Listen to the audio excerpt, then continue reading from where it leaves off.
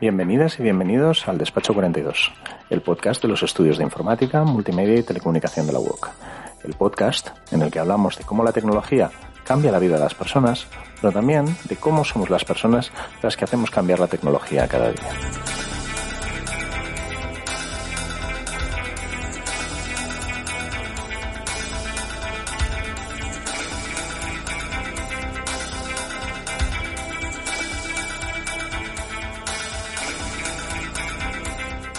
Mi nombre es César Córcoles y me acompañan, como siempre, Susana Tesconi. Hola, Susana. Hola. Y Dani Riera. Dani, ¿estás ahí? Hola, ¿qué tal? Aquí estamos. Y hoy tenemos un episodio de encargo en Despacho 42. Es que, pues, muchas y muchos de los que nos oís igual seguramente sabéis que hace cosa de una semana fue el Día de la Niña y la Ciencia.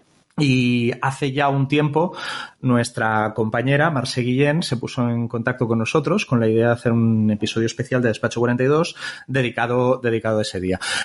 Como el señor que edita el podcast y que dice que soy yo es un poco lento, pues al Día de la Niña y la Ciencia no hemos llegado. Pero vamos una semana tarde, pero no está mal.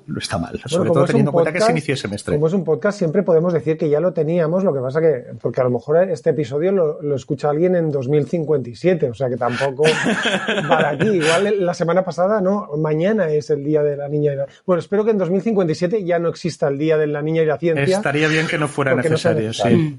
Y, no, además creo que es una semana, entonces vamos bien. Vale, vamos bien. Y no solo es el Día de la Niña y la Ciencia, sino que es el Día de la Niña y la Mujer en la Ciencia. Hoy, perdón, ya estoy echando yo aquí a gente fuera. Bueno, y si no, siempre nos queda la excusa del fallo informático, que esta también es muy socorrida. Nosotros lo teníamos todo preparado, pero han sido los ordenadores los que nos han impedido tenerlo en su momento. Explico un poco cuál era la idea de Mercè. La idea de Mercè va relacionada con algo que creo que ya hablamos con Mila Sainz en el episodio que hicimos hace 3 episodios ya, que hablamos con Mila, de que las niñas de golpe se les hace perder la atracción por la ciencia y la tecnología y las ingenierías desde bien pequeñitas, que ellas ya, o sea, sí que tienen la misma curiosidad que cualquier niño, así en general. Obviamente hay niñas que no, igual que hay niños que no, pero hay mucha curiosidad y esto lo veremos dentro de unos minutos. Y que igual dirigirnos a ellas pues es una inversión a muy largo plazo, pero que vale la pena. Y en eso estamos más o menos de acuerdo, ¿no? Sí. Estoy yendo yo aquí por las ramas. Vale. Por estar de acuerdo en algo, en eso estamos de acuerdo.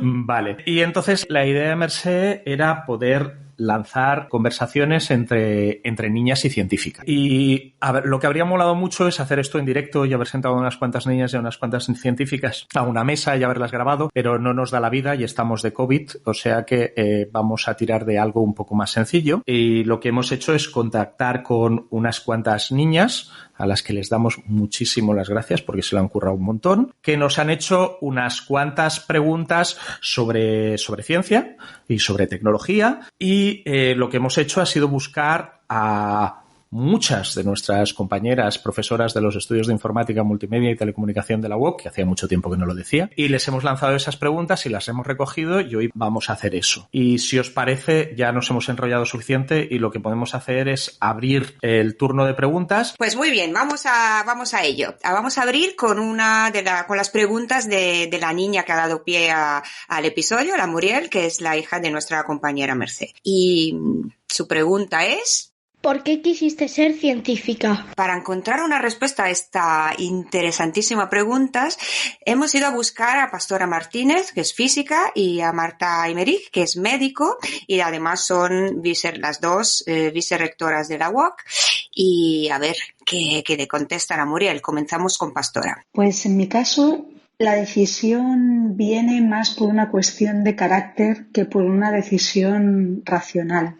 Y es que desde muy pequeña he tenido siempre mucho interés por entender cómo son las cosas, por qué las cosas son como son, por qué pasan, cómo funciona el mundo. Siempre he sido muy curiosa y yo creo que esto ha tenido mucho que ver, ¿no? Por eso me decanté seguramente por una carrera como ciencias físicas, aunque podría haber hecho perfectamente filosofía. Lo que pasa es que aquí yo creo que influyó lo que nos ha pasado a muchas personas, ¿no? Que nos han influido nuestros profesores. Pues en mi caso fue mi profesor de física, que también era profesor de informática en el cole, y yo creo que gracias a él o por su culpa opté por esa opción. Yo entré en la carrera de físicas queriendo ser primero astrofísica, me apasionaba el mundo del espacio, pero luego encontré un punto de conexión muy atractivo entre lo infinitamente grande y lo infinitamente pequeño y decidí centrarme en la cuántica para entender cómo funciona, ¿no?, la materia a escala nanoscópica, y en eso fue lo que hice mi tesis doctoral, que era una tesis experimental sobre las propiedades de ciertos materiales superconductores debido a sus propiedades electrónicas. Súper interesante, muy inspirador. Y ahora vamos a seguir con la respuesta de Marta. Pues estudiando lo que más me gustaba. En mi caso, primero medicina y después salud pública, apasionándome por buscar respuestas a preguntas que tenía ganas de averiguar, como por ejemplo, ¿qué calidad de vida tienen los familiares y cuidadores de las personas con esclerosis múltiple? Investigar esa pregunta me llevó a realizar la tesis doctoral. Luego seguí con otras preguntas, como por ejemplo, ¿cómo hacer que los resultados de la investigación científica lleguen más rápido a aplicarse en la práctica médica? ¿O qué psicoterapia es más eficaz para pacientes con demencia? O incluso cómo las TIC pueden ayudar a las personas con trastorno del espectro autista. Y así, pasión por averiguar posibles respuestas a las infinitas preguntas para un mundo más saludable. Muy bien, ¿eh? Es que estamos descubriendo cosas increíbles. Y ahora cerramos con una última pregunta de la Muriel, que veo que abre muchos caminos. ¿Cuál es tu experimento más exitoso? Muy difícil, ¿eh? Y esta nueva pregunta de la Muriel la hacemos llegar a Anabel Valledor, que es profesora del Departamento de Biología Celular, Fisiología e Inmunología de la Universidad de Barcelona. Pero en realidad la ciencia no se basa solo de experimentos únicos. Normalmente cuando hacemos un estudio, pues se trata de una recopilación de experimentos que tienen un objetivo, dar respuesta a una pregunta concreta. Entonces no me puedo quedar con un solo experimento, sino con un estudio entero, que es, ya os digo, un grupo de experimentos. Y concretamente hace poco hemos publicado un trabajo en el que hemos explorado una manera de revertir la progresión del cáncer, de frenarla, en modelos de ratón en los que inyectamos células cancerígenas, se forma un tumor y mediante el tratamiento con unos compuestos pues somos capaces de frenarlos. Pero ya os digo, ese experimento no es uno solo, sino que está acompañado de otros muchos experimentos que hacemos con las células en cultivo, experimentos en los que evaluamos interacción entre moléculas. Por tanto, es un estudio complejo, no es un solo experimento. Qué interesantes, ¿no? Las preguntas y las respuestas. Yo me quedo con la actitud científica que denota Pastora a través de la curiosidad. Esa es la cosa que me hace pensar y que creo que encaja muy bien en la respuesta. Y Dani, ¿tú con qué temas, con qué parte de la respuesta te quedas? Sí, a mí me interesa mucho efectivamente el tema de la física, ¿no? Que va de lo más pequeño, ¿no? Que tienes que coger que ni con un microscopio puedes llegar a verlo, que te lo tienes que imaginar, a lo más grande, ¿no? Al universo, ¿no? Eso, la física es una cosa que a mí me maravilla, ¿no? Y simplemente comentar una cosa que Pastora dice que una de sus pasiones es la física cuántica. La física cuántica es realmente muy compleja, pero hay una investigadora que se llama Sonia Fernández Vidal, por si no la conocéis, que escribe libros pensados en jóvenes para explicar de alguna manera temas relacionados con la física cuántica. Por lo tanto, lo pondremos, si os parece bien, en las notas. Venga, por vale. Si alguien quiere hacerle un regalo o ve que su hija está interesada en este tema, pues es un buen punto para donde empezar. César, ¿y tú en este bloque de preguntas-respuestas con qué te quedas? A mí con lo que me quedo es que, me amplía un poco mi campo mi punto de vista, porque yo a veces me centro mucho en una cosa que es lo que llamamos el método científico, que probablemente era lo que definía la ciencia hace unos cuantos siglos y que ahora solo define parte de la ciencia y de la investigación científica. Entonces me ha gustado mucho ver cómo el punto de vista de Marta parte de cosas que tienen que ver con las ciencias de la salud, pero que para hacer salud tenemos que ir más allá y tenemos que investigar en muchas cosas diferentes y no quedarnos solo en un punto de vista estrecho. Y eso me ha parecido súper interesante, sobre todo para mí, que claro, yo hace muchos años, pero vengo de las matemáticas y las matemáticas a veces para determinadas cosas pueden ser un poco limitadoras en el punto de vista. Hace tantos años que no se acuerdan ni de ti, a las matemáticas. No, eso seguro. Y yo casi tampoco me acuerdo de ellas. Es como ir en bicicleta, no se olvida. Ya. Pues que no me pongan un examen de álgebra 3 ahora mismo, que igual sí que se me olvida. Que igual lo haces bien, imagínate, sin querer.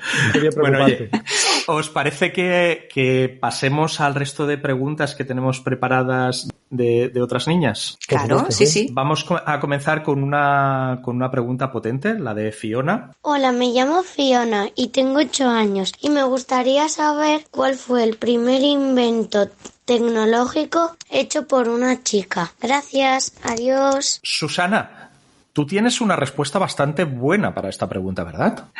Sí, es una respuesta que me ha llamado mucho la atención porque nunca la había pensado y es una respuesta que no he encontrado en un paper científico, sino que la he encontrado en un poema. Uh-huh. En un poema de Neil Gaiman, que es un poeta americano, que identifica el primer objeto tecnológico, artefacto tecnológico inventados, no tanto con los típicos que nos enseñan en primarias, ¿no? De la lanza, de las armas, de las primeras herramientas, sino con los primeros artefactos como el arnés para llevar a niños, como las cestas para llevarse las cosas que se iban recogiendo. Entonces, estamos en la época de los recogedores y recogedoras y es interesante cómo nos han enseñado que probablemente las dos cosas fueron contemporáneas, ¿no? Pero solo nos enseñan que el primer artefacto tecnológico es un arma o un objeto que nos hace pensar un imaginario muy masculino y vinculado a la caza.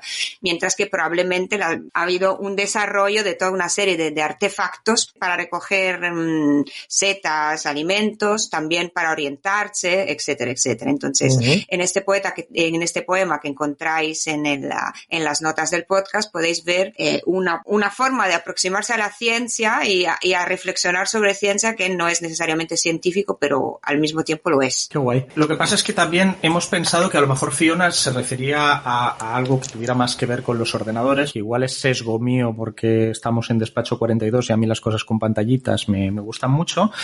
Ya podría ser. Fiona, yo espero que nos lo aclares, que nos lo hagas llegar. Y entonces le hemos planteado la pregunta a una de nuestras compañeras, Antonia Huertas, y esto es lo que tiene que decir. Hola, Fiona. Encantada de responderte. El primer invento tecnológico hecho por una chica en el mundo de la informática es muy, muy importante. Es nada más y nada menos que un programa informático. Lo hizo Ada Lovelace, que algunos también la llaman Ada Byron, porque su padre era Lord Byron, y que vivió en Inglaterra hace 200 años. Mucho tiempo, pero no tanto. Gracias a ese invento, ahora tenemos los ordenadores y los móviles. Bueno, una vez nos ha dado esta respuesta María Antonia, que yo creo que estaba muy bien. A continuación tenemos, aprovechando que hemos empezado ya con la tecnología, pues un conjunto de preguntas relacionadas con los cacharritos. Empezamos con María, de 7 años. ¿Cómo se puede cargar un móvil sin un cable de cargar? Guau, qué pregunta. Mira, esta pregunta se la hemos planteado a otra de nuestras compañeras de los estudios, que es Cristina Cano. A ver qué nos explica Cristina, que es doctora en telecomunicación. Podría parecer que se envía la corriente eléctrica a través del aire, ¿verdad? Bueno, pues en realidad no es así. Vamos a imaginar por un momento que hay un imán en la base de carga y otro en el móvil que se atraen, igual que los imanes que colgamos en la nevera. El móvil se quedaría pegado a la base, igual que el imán a la nevera. Pues esto nos crea un campo de fuerza que se llama campo magnético. Sabemos que si alejamos la base de carga y el móvil, esa fuerza de atracción variará. Cuanto más cerca, más se atraen, como cuando el imán está pegado a la nevera. Y cuanto más lejos, menos, hasta llegar a no atraerse para nada, como cuando cogemos el imán de la nevera y lo dejamos, por ejemplo, en la mesa de la cocina. Pues esta variación entre la fuerza fuerza del campo magnético de la base de carga y el móvil, crea una corriente eléctrica en el móvil, que vamos a llamar inducida, porque parece como que salga de la nada, pero sabemos que es esta variación del campo magnético la que la crea. ¿Pero es necesario tener dos imanes? En realidad no, porque también funciona al revés. De una corriente eléctrica podemos crear un campo magnético. Entonces lo que ocurre es que la base, que está conectada a la corriente, hace circular electricidad de forma variable en el tiempo, creando un campo magnético que también varía, igual que si alejáramos y acercáramos los dos imanes. Y esto es lo que crea la corriente eléctrica inducida en el móvil, que permite que se cargue. Es decir, de una variación de corriente eléctrica se crea un campo magnético que también varía, que crea una corriente eléctrica inducida en el móvil que permite que se cargue. Y por otro lado tenemos otra pregunta de un tema que yo creo que no a las peques ya les preocupa, pero que nos preocupa a todos y a todas, que es el tema de las baterías. Esta es de Arán, que tiene 10 años, a ver qué nos pregunta. ¿Por qué dura tanto la batería de un reloj? Y para la respuesta, pues de Cristina. En esta ocasión, Cristina Pérez, que es experta en seguridad informática, compañera nuestra, a ver qué nos explica. Hola, Arán. La mayoría de relojes de pulsera actuales son relojes de cuarzo. En este tipo de relojes, como comentas, la pila dura mucho, ya que su funcionamiento consume muy poca energía. La pila solo se usa para hacer vibrar un cristal de cuarzo, y estas vibraciones que se producen a intervalos regulares son las que permiten medir el tiempo. Ahora bien, esto no es así en otros tipos de relojes. Por ejemplo, los relojes inteligentes, que pueden conectarse a Internet y tienen muchas otras funcionalidades, tienen una batería que solo dura unas pocas horas o como mucho unos días. Bueno, ahora nos vamos a ya la parte que vemos de los ordenadores, las pantallas. Me llamo Mariona, tengo 9 años y voy a cuarto de primaria. Mi pregunta es ¿cómo funcionan las pantallas táctiles? ¿Cómo es que son pues táctiles? Y para responder a Mariona, pues otra compañera más, esta vez, en este caso se trata de una doctora en informática, Elena Planas, que además de ser profesora de nuestros estudios, es la directora del grado de Ingeniería Informática. Hola, Mariona.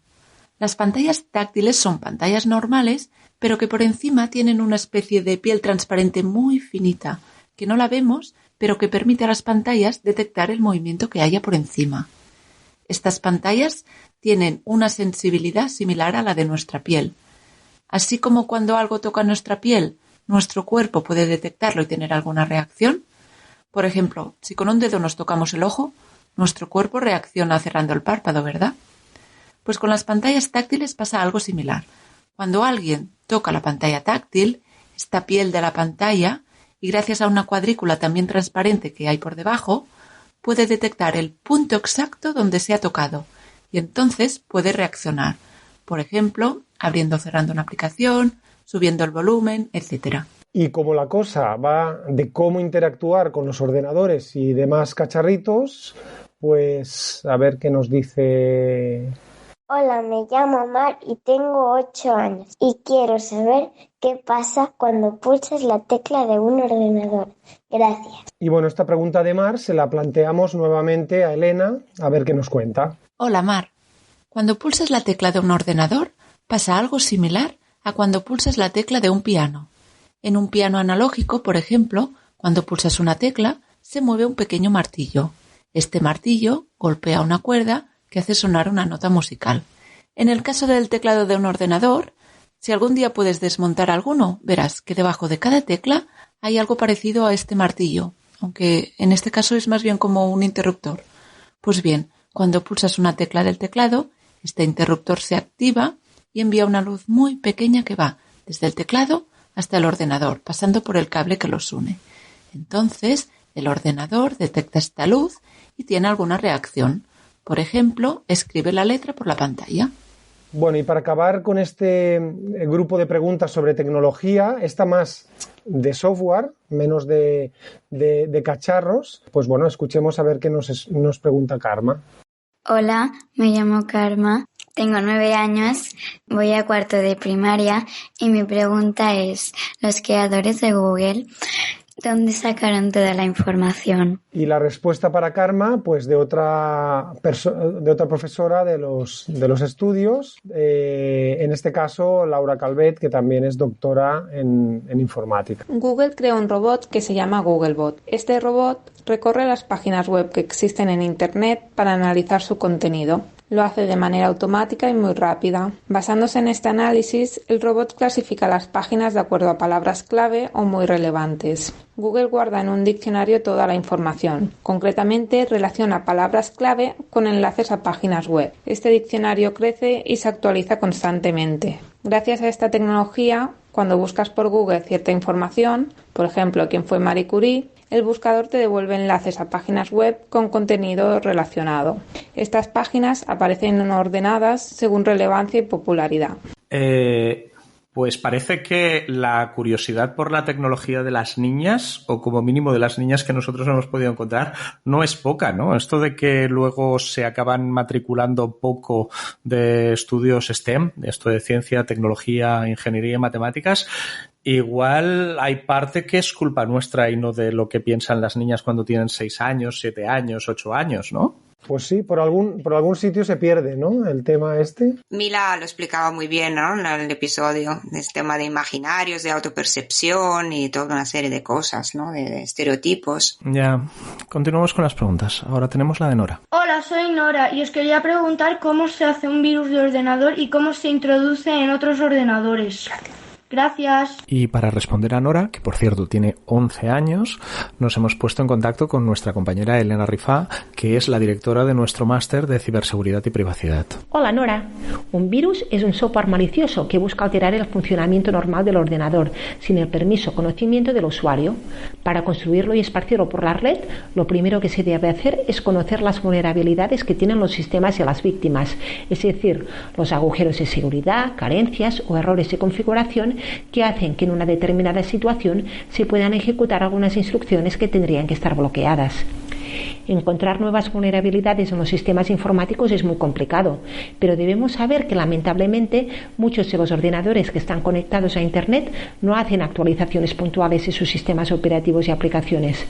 Así, muchos atacantes no programan virus basándose en vulnerabilidades nuevas y desconocidas, que son muy complicadas, sino que utilizan virus antiguos para modificarlos, rediseñarlos y que no sean identificables por los antivirus de la red.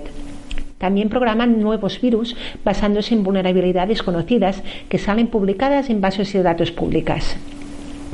Hay muchas maneras de propagar un virus informático. La primera acción que se debe hacer para infectarnos es abrir un archivo adjunto del mail, instalar un programa de Internet, seguir un enlace a una web comprometida. A partir de aquí, si el ordenador infectado forma parte de una red local, es muy probable que el virus aproveche vulnerabilidades al sistema operativo para propagarse al resto de ordenadores de la red. Así pues, es importante tener un antivirus instalado en nuestras máquinas, estar alerta de lo que nos descargamos en la red y navegar siempre a sitios web que sean de confianza. Y la siguiente pregunta es de Zelda, que ahora no recuerdo bien si tiene 3 o 4 años. Espero que me perdone. ¿Tienen Internet? Aprovechando que teníamos a Elena Rifá a mano, le hemos vuelto a plantear a ella la pregunta. Hola Zelda. Como en la mayoría de grandes avances tecnológicos, es imposible atribuir la invención de Internet a una sola persona. Internet fue obra de muchos grupos científicos e ingenieriles que desarrollaron nuevas funciones y tecnologías que acabaron fusionándose. El primer prototipo viable de Internet surgió a finales de los años 60 con la creación de ARPANET. ARPANET era una red de computadoras creado por encargo del Departamento de Defensa de los Estados Unidos y liderado por John Licklider, un científico del MIT. ARPANET permitió conectar varios ordenadores de diferentes instituciones a través de una sola red de transporte de datos. La tecnología sigue creciendo en la década de los 70 y 80 y se desarrollaron importantes protocolos de red como el TCP/IP, diseñado por los científicos Robert Kahn y Vinton Cerf, que aún hoy es la base del modelo de comunicaciones en la Internet actual. La científica Reidia Perlman desarrolló el protocolo STP, que permitió dar una mayor escalabilidad y eficiencia a la red. Y también se publicaron los primeros protocolos a nivel de aplicación, como FTP y Telnet. Otro de los inventos importantes que forman parte de Internet es la creación de la World Wide Web, es decir, un sistema de distribución de documentos enlazados entre sí. Esta fue creado por Tim Berners-Lee y su grupo en el CERN.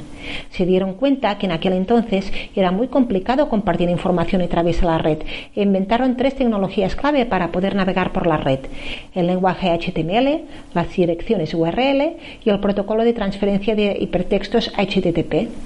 Fue a partir de aquí que nacieron los navegadores y los primeros buscadores en Internet. La web popularizó Internet entre el público y fue un paso crucial en el desarrollo de la gran cantidad de información a la que la mayoría de nosotros accede ahora a diario. Y, por cierto, no todas las preguntas van de tecnología, sino que tenemos unas cuantas que van sobre lo que normalmente se estudia en las facultades de ciencias.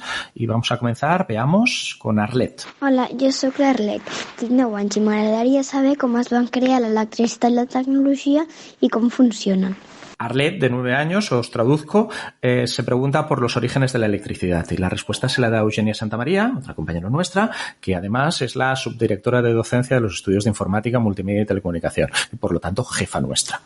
La electricidad no se puede inventar, puesto que es un fenómeno que existe en la naturaleza. Es un flujo de partículas eléctricas, llamadas electrones, cuyo movimiento genera la corriente eléctrica. Podemos observar este fenómeno en el impacto de un rayo como una corriente eléctrica repentina que descarga sobre la Tierra. Desde Tales de Mileto, que 600 años antes de Cristo fue el primero en observar cómo se producían chispas eléctricas al frotar una varilla de ámbar con la piel o con la lana y que esto permitía atraer cuerpos pequeños, numerosos científicos fueron avanzando en el conocimiento de la electricidad, dando pequeños pasos, hasta llegar al punto actual, donde la electricidad es fundamental para el funcionamiento de nuestra sociedad. A Arlet, que tenía un día de bastantes dudas, contraataca esta vez con una pregunta muy grande sobre el tamaño del universo. Hola, jo sóc l'Arlet, tinc 9 anys. M'agradaria saber com de gran és l'espai. Y la pregunta de Arlet se la hemos planteado a Gemma Simó, que es doctora en física y colaboradora de los estudios. ¿Cómo de grande es el universo? El universo es tan grande que aún no somos capaces de saber lo grande que es. El universo nació de una explosión, conocida como el Big Bang, hace 13.800 billones de años. Al principio era muy caliente y estaba formado por millones de partículas pequeñitas que empezaron a expandirse, separándose así entre ellas, de manera que cada vez estaban más y más lejos las unas de las otras. Todavía hoy se sigue expandiendo y separándose más y más. Cuando se enfrió, algunas de estas partículas empezaron a juntarse y formaron así los planetas, estrellas, galaxias y otros astros espaciales. El universo es tan grande que para saber lo lejos que está cada punto lo calculamos con tiempo, el tiempo que tardaría en llegar la luz desde donde nosotros estamos. ¿Y por qué se mide con la luz? Porque la luz viaja a 300.000 kilómetros por segundo y es la forma más rápida de viajar que se conoce hasta ahora. De este modo, la luz tarda en llegar 1 segundo a la Luna, 8 minutos en llegar al Sol, 4 horas para salir del sistema solar, 4 años para llegar a la estrella más cercana y se cree que tardaría 93.000 millones de años hasta llegar al final del universo que podemos observar hasta ahora. Para que os hagáis una idea, cada gramo de arena que hay en la Tierra existen 1 millón de estrellas o más. Por tanto, imaginaros cuántas estrellas puede haber en el universo. El sistema solar es una pequeña parte de la Vía Láctea, nuestra galaxia. En nuestra galaxia hay 400.000 millones de estrellas y nuestra galaxia es solo una entre cientos de miles de millones de galaxias. Así que imaginaros lo grande que es. Conforme va avanzando la ciencia, se va conociendo más del universo y quizás sea alguna de vosotras las que algún día consiga decir cuánto mide el universo. Tercera pregunta de Arlet. Hola, sóc l'Arlet, tinc 9 anys i m'agradaria saber per què el cel és blau. Podría ser que Arlet fuera para física. ¿Por qué el cielo es azul? La luz que nos llega durante el día es la luz del sol. ¿Y de qué color es la luz del sol? Unos dirán que blanca, otros amarilla. otros quizás naranja, pero lo que muchos no saben es que la luz del sol está formada por todos los colores que hay. Hay veces que cuando está lloviendo o acaba de llover, que hay muchas gotitas de agua en el cielo, podemos ver el arco iris. Esto es porque las gotitas de agua permiten que la luz del sol se separe y muestre los colores, formando así el arco iris. Pero siempre, aunque no llueva, la atmósfera terrestre está formada por partículas pequeñitas que no llegamos a ver, como polvo, gotitas de agua, gases y muchas otras. La luz que viene del Sol, antes de llegar a la Tierra, atraviesa la atmósfera y va chocando con todas estas partículas que se encuentran en el aire. Debido al tamaño que tienen estas partículas, cuando la luz del Sol choca con ellas, hace que la luz azul se separe del resto y se desvíe así en todas las direcciones, dejando así el cielo de color azul. Y lo que está claro es que su curiosidad científica es muy grande. Última pregunta, Arlet. Hola, soc l'Arlet, tinc 9 anys i m'agradaria saber per què veiem les coses de colors. ¿Por qué vemos las cosas de colores?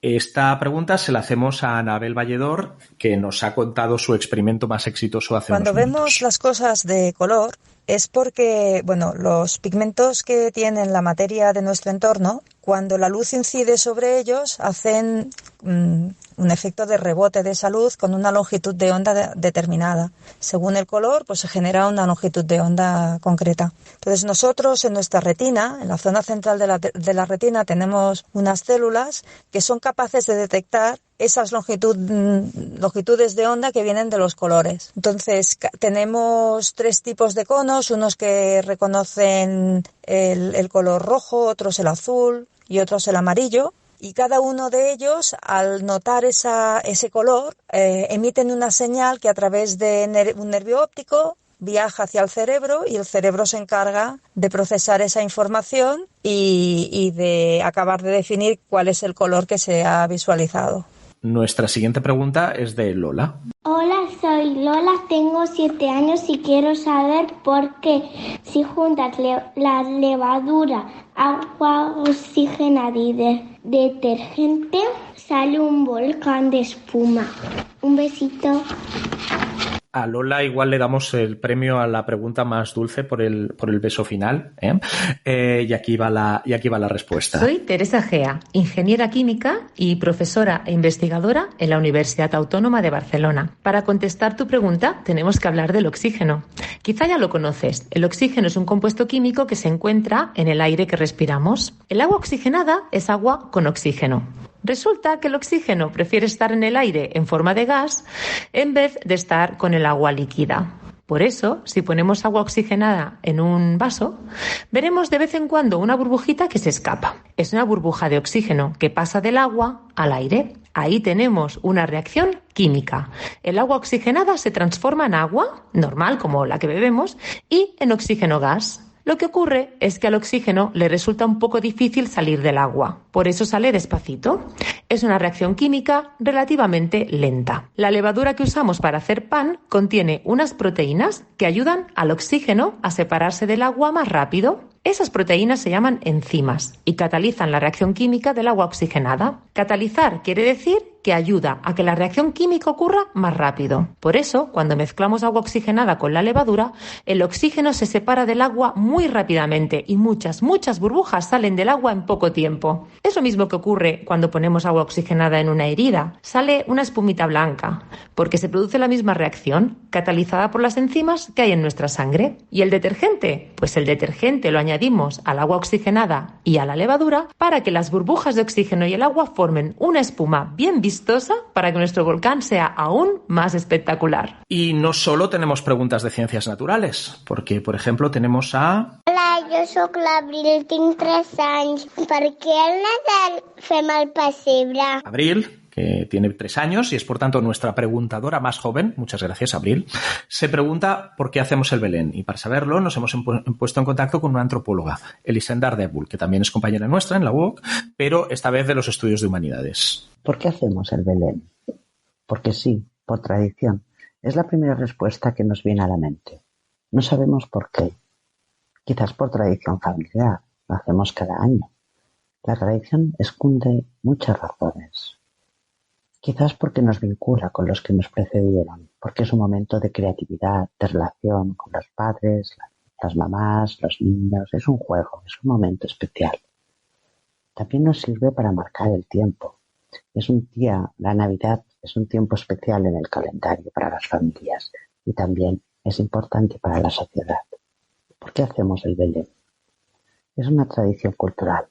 Rememoramos el nacimiento de Jesús y lo hacemos representando el Belén con figuritas que no son muy bien de ese tiempo histórico concreto.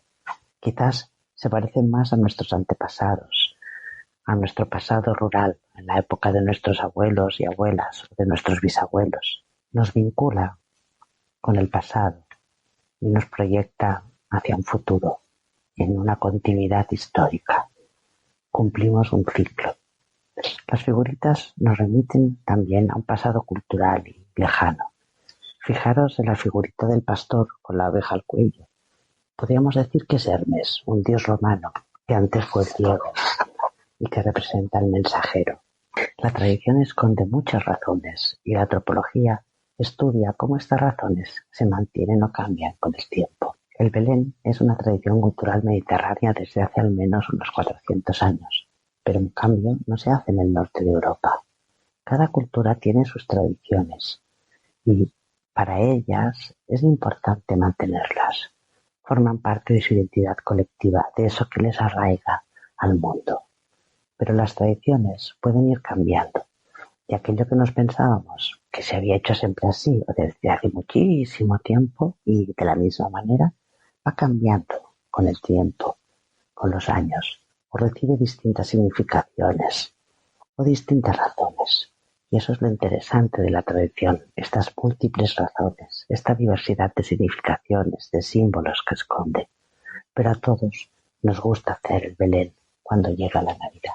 Oye, vosotros también habéis aprendido cosas porque yo había alguna pregunta que la verdad es que no sabía. Como siempre, las preguntas de las niñas y de los niños te abren mundos, ¿no? Porque son preguntas muy difíciles. No hay filtros, no hay límites. Ya es súper interesante. Pero la cosa que me hace pensar y que se refuerza cada vez, ¿no? Es que la ciencia sola no va muy lejos. Necesitamos poesía, necesitamos otros ámbitos de conocimiento, ¿no? Y es interesante, por ejemplo, que la primera, me refiero a la respuesta de Manto sobre Ada Lovelace, ¿no? Que esto también es algo que se podría identificar como el punto de nacimiento de la tecnología digital y realmente se genera en un entorno matemático y poético, ¿no? Sí, y la importancia de las artes y de formas de pensar variadas y disidentes y de epistemologías múltiples. Lo mismo el tema de la antropología y de todas estas de las ciencias sociales en general, porque siempre pensamos que las ciencias son las ciencias experimentales, las ciencias exactas, la tecnología, pero las ciencias sociales son ciencias, ¿no? Y las científicas sociales son científicas, y sea por metodología que por temas, y creo que esto probablemente es algo que no llega a las niñas en todos los contenidos que le puedan llegar de qué quiere decir ser científica, que probablemente se debería cambiar el nombre a Día de la Investigadora o algo que sea más inclusivo, ¿no? Porque efectivamente creo que así haríamos las paces con esta dicotomía tan negativa de ser de ciencias o ser de letras y o ser de ciencias sociales, ¿no? Sí, esa es una frontera que nos está haciendo mucho daño desde hace mucho tiempo y que parece que no conseguimos echar abajo, y que en una facultad de la universidad y en otra facultad de la universidad parece que sean universos diferentes, y no, los problemas que tenemos son los mismos y los atacamos desde metodologías diferentes, pero la metodología de la Facultad de Salud, la Facultad de Economía, la Escuela de Antropología, que probablemente esté en una Facultad de Humanidades, todas son igualmente importantes, y a veces parece que las matemáticas, las ciencias experimentales y las ingenierías tengan más prestigio, y no sé, a mí de hecho me parece que investigar en sociología es mucho más difícil que lo que yo conozco que es el mundo de las matemáticas. Ambos son muy difíciles, ¿eh? Bueno, o muy fáciles, depende de la curiosidad y del interés que le pongas. Y yo creo que al final, algún día, nos daremos cuenta, ¿no?, de que lo importante es mezclar las disciplinas, porque es la manera al final de responder las preguntas de manera más completa, ¿no? Porque muchas veces cuando miras solo desde una disciplina, pues no ves casi nada, ¿no? Ves muy poca cosa, ¿no? Correcto. Oye, como comenzamos a alargarnos como de costumbre, yo creo que nos podríamos ir yendo citando las iniciativas que ha habido últimamente para promover el acceso de las niñas a los estudios de ciencias, tecnológicos, de ingenierías y de matemáticas. ¿Os parece bien? Una cosa que podemos hacer es comenzar, esto todo estará en los enlaces del podcast, ¿de acuerdo? Y puede ser de interés para mamás y papás, además de las niñas, como recursos, porque todos vienen con recursos súper interesantes. Podemos comenzar tirando un poco para casa, y vamos a tirar un poco para casa hablando de una cosa de la Universidad de Sevilla, que es la iniciativa Científicas, que es una pasada, y encontraréis el enlace en el podcast, pero si buscáis Científicas Universidad de Sevilla también lo encontraréis muy rápido. ¿Y por qué digo que estamos tirando para casa? Porque Científicas ganó, si no recuerdo mal, la primera edición del premio Equidad de los estudios. Yo diría la segunda, sí. Vale, sí. Esta memoria es mía. Dani, igual confundo la primera y la segunda, porque...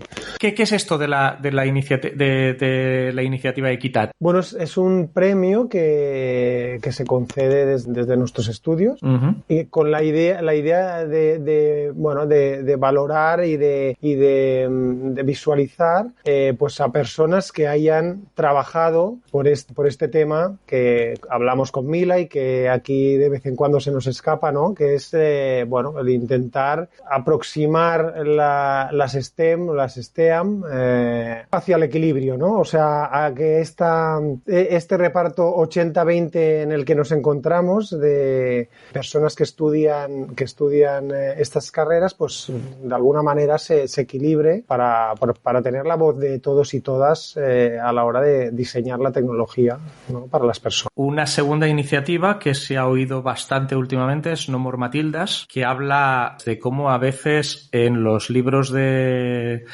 ciencias y de historia hay muy pocas mujeres. Y no solo porque a veces haya habido pocas en determinados entornos, muchas veces por el machismo imperante, sino porque tendemos a olvidarnos antes de las mujeres que han hecho avances que de los hombres que han hecho avances similares. No More Matildas es una iniciativa que, de nuevo, encontraréis en los enlaces del podcast y que propone un capitulito que le podríamos añadir a los libros de ciencias para recordar a esas mujeres que sí han sido capitales en el avance de la ciencia, pero de las que a veces nos olvidamos más de lo que toca, y que esperemos que dentro de unos años, en vez de ser una cosa que añadimos al final, esté dentro del libro de ciencias como de pleno derecho como tocaría. Y finalmente, una última iniciativa, esta la encontré hace poco yo, es A Hombros de Gigantas. On the Shoulders of Giants, que es a hombros de gigantes o de gigantas, es una frase que dice que solo podemos avanzar apoyándonos sobre el trabajo de toda la gente que vino antes que nosotros, y por eso dice esta frase tan bonita de sobre hombros de gigantes, que en inglés no tiene género y son solo giants, y no sabemos si son gigantes o gigantas, pero que cuando traducimos al español o al catalán o a los idiomas que tienen género, pues nos solemos comer el género. Y esta iniciativa de Hombros de Gigantas lo que hace es recoger algunas de las mujeres que han hecho grandísimas contribuciones a la informática y sin las que probablemente no estaríamos aquí. Estamos hablando de Ada Lovelace, que nos ha contado Antonia Huertas hace un ratito, pero estamos hablando de Grace Hopper, estamos hablando de la persona que diseñó el juego de instrucciones del chip que tenéis dentro del móvil ahora mismo, o de la tablet, y de muchísima otra gente. De nuevo, enlace en el podcast. En las notas del podcast.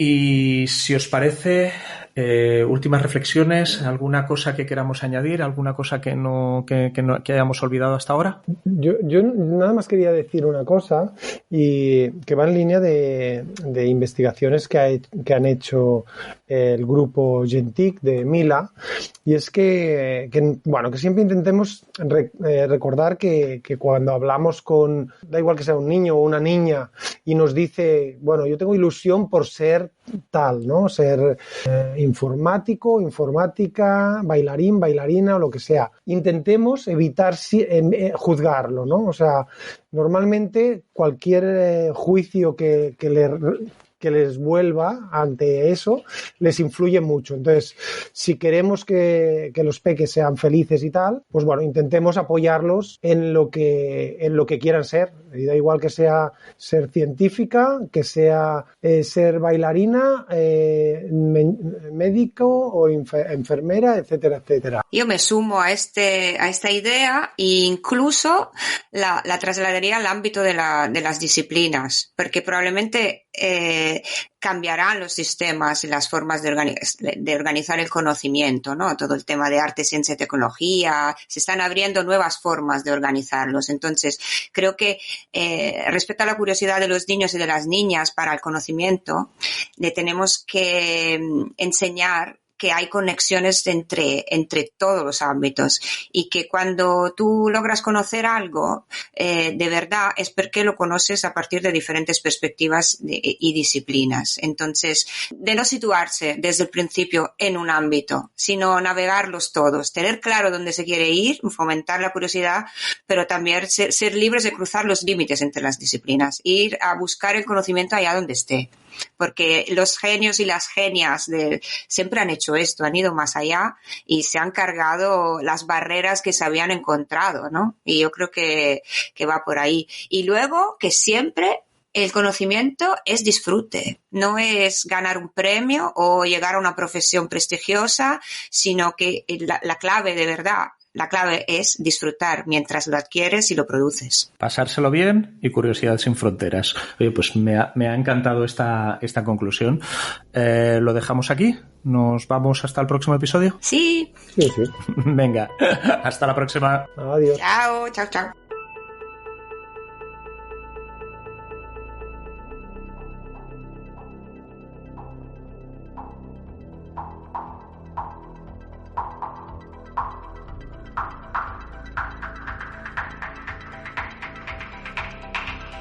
Muchas gracias por haber escuchado otro episodio más de Despacho 42.